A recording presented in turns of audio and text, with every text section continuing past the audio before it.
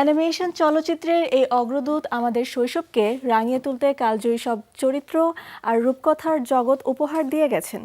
কিন্তু এর জন্য নাছোড়বান্দা এই উদ্যোক্তাকে পাড়ি দিতে হয়েছে বিশাল এক দুর্গম পথ।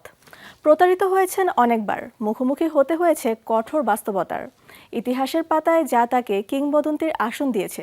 বিশ্বখ্যাত মার্কিন অ্যানিমেটর ওয়াল্ট ডিজনির ৫৯তম মৃত্যুবার্ষিকী আজ।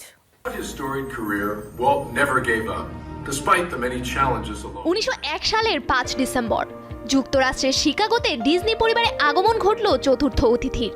নাম রাখা হলো ওয়াল্টার ইলিয়াস।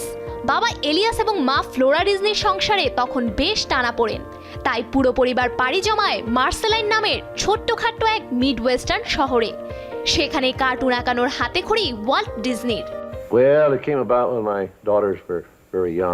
পরিবারে অভাবের কারণে মাত্র ৮ বছর বয়সে শুরু করেন পেপার বিক্রি। স্কুলে ভর্তি হলেও এগোতে পারেননি। ভাই রয় প্রথম বিশ্বযুদ্ধে গেলে তাকে সঙ্গ দিতে যোগ দেন রেড ক্রসে। তবে ১৯১৯ সালে যুদ্ধ থেকে ফেরার পর শুরু করেন ছবি আঁকার যুদ্ধ। কমার্শিয়াল আর্টসে চাকরি শুরু করেন শিক্ষানবিশ হিসেবে। ১৯২২ সালে চাকরি ছেড়ে একটি অব্যবহৃত ক্যামেরা নিয়ে নিজের প্রতিষ্ঠান তৈরি করেন। সাথে ছিলেন অন্যতম বন্ধু ইউব ওয়ারকাস। কিন্তু গ্রাহকের অভাবে মাত্র ১ মাস স্থায়ী হয় প্রতিষ্ঠানটি। এরপর ভাগ্য পরীক্ষার জন্য ওয়াল্ট পাড়ি জমান লস অ্যাঞ্জেলেসে। সেখানে হলিউডের বিখ্যাত ইউনিভার্সাল স্টুডিওতে ভাগ্যক্রমে একটি কাজ পান তিনি। হলিউডে একটি রুম ভাড়া করে তার ভাই রয়। কিছু অ্যানিমেটর এবং একটি বাচ্চা মেয়েকে নিয়ে ১৯২৪ সালে তৈরি করেন স্বল্পদৈর্ঘ্য live action film Alice in cartoon land. তবু যেন কিছুতেই কাজ হচ্ছিল না। এ সময় একদিন ইঁদুরের অ্যানিমেটেড চরিত্র নিয়ে হাজির হন বন্ধু ইউব ওয়ারকাস। আইডিয়াটি মনে ধরে যায় ডিজনির। তৈরি হয় প্রথম সবাক সিনেমা স্টিমবোট উইলি।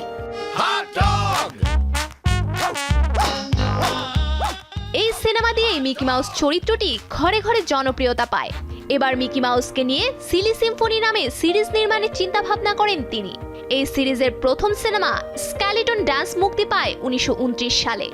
এরপর আর পেছনে ফিরে তাকাতে হয়নি তাকে। পরবর্তী ১০ বছরে এই সিরিজের ৭০টি সিনেমা নির্মাণ করা হয়। ওয়াল্ট ডিজনি একাই ৫৭৬টি কার্টুন চলচ্চিত্র প্রযোজনা করেছেন, পরিচালনা করেছেন ১১১টি, নিজে অভিনয় করেছেন ৯টিতে। অস্কারের জন্য মনোনীত হয়েছিল ৫৯ বার, আর অস্কার পেয়েছেন ২২ বার। এছাড়াও ৪১টি নামি দামি পুরস্কার পেয়েছেন তিনি। ফুসফুস ক্যান্সারে আক্রান্ত হয়ে ১৯৬৬ সালের আজকের এই দিনে পরপারে পাড়ি জমান কার্টুন জগতের এই কালজয়ী কারিগর। কিন্তু আজও তিনি বেঁচে আছেন কোটি শিশু কিশোরের হৃদয়ে।